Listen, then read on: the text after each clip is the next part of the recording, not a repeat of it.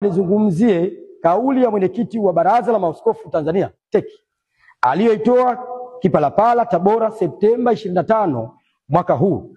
Naamini wengi wenu mmemtazama na kusikia kauli hiyo katika kipande cha video klipu akizungumzia masuala ya uchaguzi na tume huru ya uchaguzi. Katika ule muktadha wa kweli tatu, nyuzi zinazofuma uhai wa taifa letu, nimesikitishwa sana na matamshi yake ambayo sasa nyote mnayafahamu na nisingependa kuyarudia hapa. Yamenisikitisha sana na kwa sababu zifuatazo. Kwanza, huyu ni kiongozi wa kiimani ambaye kwa msingi wa mafundisho ya kidini tungetarajia awe sauti ya maridhiano, mshikamano na mlinzi wa kweli.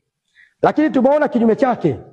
Tumeona na kusikia sauti ya kutenga watu, kusahau ukweli na kujenga roho isiyo ya mshikamano, roho ambayo taifa letu daima limepigana nayo na kushinda, kwani tumeona madhara yake kwa nchi nyingine chini ya awamu ya 6 ambayo ndiyo ilifanikisha kwa mara ya kwanza katika historia ya nchi yetu mchakato wa mabadiliko ya kisheria kuhusu uchaguzi ambao ulikuwa kilio cha muda mrefu cha wadau wengi.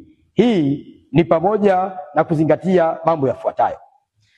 Moja, Katiba ya Jamhuri ya Muungano wa Tanzania ya mwaka 1977.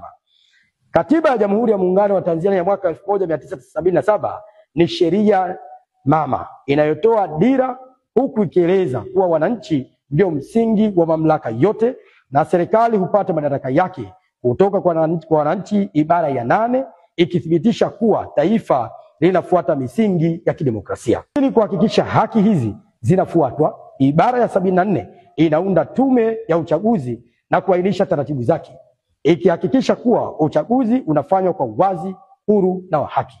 Pili, sheria ya uchaguzi wa rais, wabunge, madiwani ya mwaka 2024. Sheria ya uchaguzi wa rais, wabunge, madiwani 2024 imetoa haki ya vyama kuwa na mawakala katika kila kituo cha uandikishaji. Viongozi wetu wa kijamii na kiimani wanapokengeuka na kusahau mambo haya, wanaingia katika mkumbo usio na afya wao wala kwa nchi, kwa kauli zenye kuleta utengano na zinazoweza kuhatarisha uhai wa nchi yetu. Ninaamini kabisa waumini wanatoa michango mingi kuwezesha viongozi hawa kutafuta na kupata taarifa za kina za mambo na mwenendo wa nchi kiuhalisia kabla kuzungumza, kwani kauli zao zina athari yake.